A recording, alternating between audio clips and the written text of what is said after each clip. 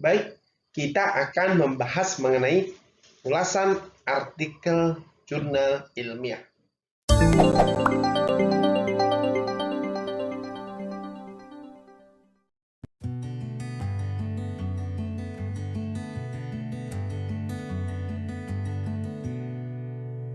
Baik, kita akan membahas mengenai ulasan artikel jurnal ilmiah. Langsung saja. Berkenaan dengan ulasan artikel jurnal ilmiah, setidaknya terdapat 3 tahapan dalam penyusunannya. Antara lain, yang pertama, tahapan pembacaan masif intensif. Kemudian dilanjutkan dengan tahapan kedua, yakni tahapan penilaian. Dan yang terakhir yaitu tahapan penyusunan ulasan.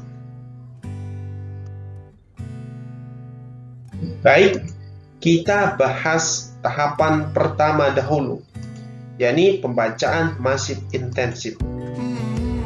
Dalam tahapan ini setidaknya terdapat 3 langkah yang harus teman-teman lalui atau pengulas lalui. Antara lain, yang pertama, pahami aturan penulisan. Yang kedua, pembacaan masif. Kemudian yang ketiga, pembacaan intensif. Pahami aturan penulisan. Ulasan artikel jurnal ilmiah termasuk salah satu jenis teks akademik yang di dalamnya memiliki aturan penulisan. Aturan penulisan ini merupakan kebijakan dari penerbit jurnal misalkan, atau dosen pemberi tugas ulasan dalam konteks keperluan akademik. Sebagai pengulas, teman-teman wajib memahami aturan penulisan tersebut agar memudahkan dalam penyusunan ulasan.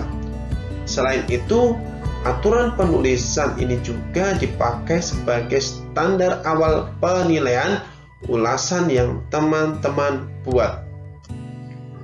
Aturan penulisan yang dimaksud melingkupi hal-hal yang bersifat teknis seperti jenis dan ukuran huruf yang digunakan, model paragraf, ukuran bias, jarak antar spasi, penulisan judul, ketentuan jumlah halaman, ketentuan penulisan kutipan dan daftar pustaka, dan sebagainya berkenaan dengan hal-hal yang bersifat teknis. Pembacaan masif. Pengulas melakukan pembacaan masif terlebih dahulu terhadap artikel yang diulas. Pembacaan masif direalisasikan dengan baca cepat terhadap keseluruhan artikel jurnal ilmiah yang diulas. Tujuan dari tahapan ini ialah guna memahami logika ilmiah dalam artikel yang diulas. Langkah ketiga, pembacaan intensif. Setelah pembacaan masif, pengulas melakukan pembacaan intensif. Hal ini direalisasikan dengan pembacaan secara mendalam melalui beberapa kali baca. Pengulas mulai melakukan pengidentifikasian terhadap artikel yang diulas dengan pencatatan maupun penandaan terhadap ragam masalah yang terdapat dalam artikel dan argumentasi utama dan tesis pada bagian pendahuluan dan simpulan. Tahap penilaian. Dalam tahap ini setidaknya terdapat 2 langkah. Yang pertama yaitu penilaian teknis penulisan. Yang kedua, penilaian konten tulisan. Dalam penilaian konten tulisan setidaknya terdapat 4 poin, antara lain penilaian abstrak dan pendahuluan, penilaian metode penelitian, penilaian tampilan data dan hasil penelitian, penilaian penelitian relevan dan daftar pustaka. Penilaian teknis penulisan. Pengulas melakukan penilaian terhadap teknis penulisan dalam artikel yang diulas, khususnya terhadap penulisan kalimat-kalimat yang berkenaan dengan kejelasan kalimat dalam tanda kurung, kalimat tidak ambigu. Pengulas menilai baik atau buruk terhadap penulisan kalimat-kalimat dalam artikel yang diulas dengan indikator pada ada tidaknya kalimat ambigu. Keefektifan kalimat. Dalam tanda kurung, kalimat gramatikal, kalimat efektif, kalimat lengkap. Pengulas menilai baik atau buruk terhadap penulisan kalimat-kalimat dalam artikel yang diulas dengan indikator ada tidaknya kalimat tak gramatikal, ada tidaknya kalimat bertele-tele, dan ada tidaknya kalimat minor. Selain dalam tingkat kalimat, penilaian keefektifan artikel yang diulas juga dapat dilakukan pada tingkat paragraf dengan indikator penilaian ada tidaknya paragraf yang bertele-tele. Tahap kedua, penilaian konten tulisan. Poin pertama, penilaian abstrak dan pendahuluan. Nah, penilaian abstrak. Pengulas menilai abstrak dengan indikator ada tidaknya rangkuman masalah penelitian, metode penelitian, hasil penelitian, dan inti signifikansi penelitian dalam abstrak. Kemudian dilanjutkan dengan penilaian pendahuluan. Pengulas mengulas pendahuluan sebagai fondasi dasar artikel yang diulas dengan indikator ada tidaknya masalah penelitian, hipotesis jika ada, metode penelitian, dan urgensi dari penelitian yang terdapat dalam pendahuluan. Lanjut poin kedua, penilaian metode penelitian. Pengulas menilai metode penelitian dalam artikel yang diulas berkenaan dengan ketepatan dan kelogisan pemecahan masalah di dalamnya. Apabila memungkinkan, penilaian kualitas metode penelitian dilakukan dengan melakukan komparasi dengan metode penelitian lain yang memiliki kemungkinan guna dipilih. Misalnya, dalam suatu artikel jurnal ilmiah ditemukan bahwa pemilihan subjek suatu penelitian bahasa dirasa kurang mampu merepresentasikan keberagaman populasi bahasa secara tepat. Oleh karena itu, pengulas memberi kritik yang membangun dengan memberi solusi terhadap kelemahan tersebut dengan menyandingkan metode lain yang dirasa lebih tepat, khususnya berkenaan dengan pemilihan subjek penelitian bahasa tadi. Poin ketiga, penelitian relevan dan daftar pustaka. Nah, berkenaan dengan penelitian relevan, pengulas menilai penelitian relevan dalam artikel yang diulas dengan indikator keaslian sumbernya. Hal ini direalisasikan dengan pengecekan keberaksesan penelitian relevan, baik secara luring maupun daring. Kemudian, teknis pengutipan berkenaan dengan penelitian relevan. Pengulas menilai teknis pengutipan dengan indikator kejelasan pendeskripsian, kekurangan, dan pemberian solusi terhadap penelitian relevan dalam artikel yang diulas.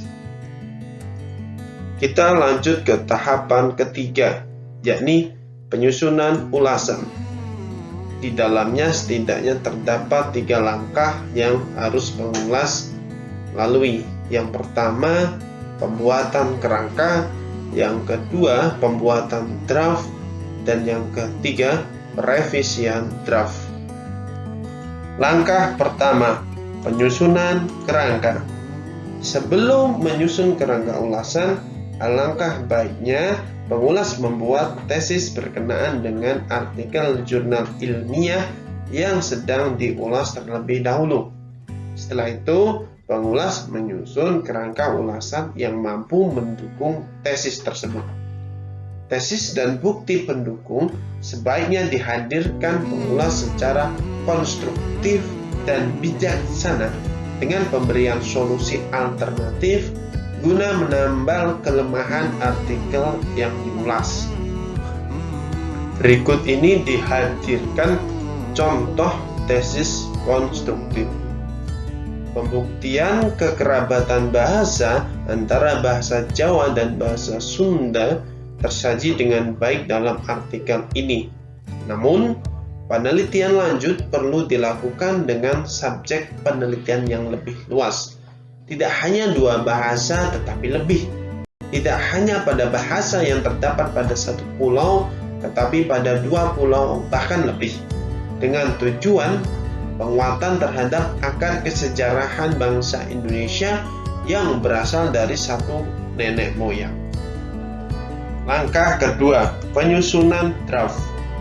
Pengulas menyusun draft ulasan yang sesuai dengan struktur. Struktur ulasan tergantung regulasi dari pihak penerbit atau barangkali dari dosen yang bersangkutan apabila ulasan artikel yang teman-teman buat itu berupa penugasan dari dosen. Namun setidaknya struktur ulasan artikel mencakup 3 hal, antara lain bagian pembuka. Bagian ini berisi paparan rangkuman artikel yang diulas dan tesis pengulas. Kemudian kedua, bagian isi, berisi paparan penilaian terhadap artikel dengan disertai contoh spesifik yang dikutip dari artikel yang diulas guna hadir sebagai pendukung dari tesis pengulas. Kemudian yang terakhir, bagian penutup. Ini berisi paparan ihwal rangkuman ulasan, penegasan kembali tesis pengulas, dan saran rekonstruktif guna penelitian lebih lanjut. Langkah ketiga, perevisian draft. Setelah ulasan jadi, pengulas melakukan perevisian. Pengulas melakukan pembacaan masif intensif terhadap draft ulasan yang telah disusun guna melakukan pengoreksian. Pastikan tereliminasi segala bentuk ketidaktepatan ejaan, kesalahan tata bahasa, dan juga tanda baca, serta kesalahan dalam pengetikan saltik. Pengulas pada tahap ini sebaiknya memosisikan diri sebagai pembaca awam dan jangan segan-segan mengoreksi diri sendiri, koreksi ulasan yang telah disusun. Nah, apabila memungkinkan, kehadiran pembaca luar, semisal teman, guna memberikan penilaian terhadap ulasan yang telah dibuat, penting untuk dilakukan sebagai kritik eksternal. Sebagai tambahan, kriteria ulasan artikel yang baik itu terdapat beberapa ciri. Yang pertama, ulasan bersifat objektif.